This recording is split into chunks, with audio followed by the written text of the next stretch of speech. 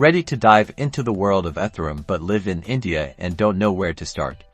Let's break down how to buy ETH on Wazirx, step by step. First, if you don't already have one, head over to the Wazirx website or download the app and create an account. You will need to provide your email address, create a strong password, and agree to their terms. Next up is KYC or Know Your Customer Verification.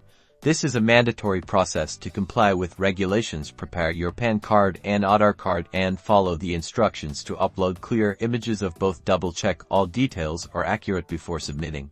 Once your KYC is approved, it's time to deposit some Indian rupees. Wazirx offers various methods like UPI, INR, and bank transfer. Choose the option that's most convenient for you, enter the amount you wish to deposit, and follow the provided instructions carefully. Now for the exciting part. Navigate to the exchange section and search for the INR trading pair. This is where you'll buy Ethereum using your deposited INR.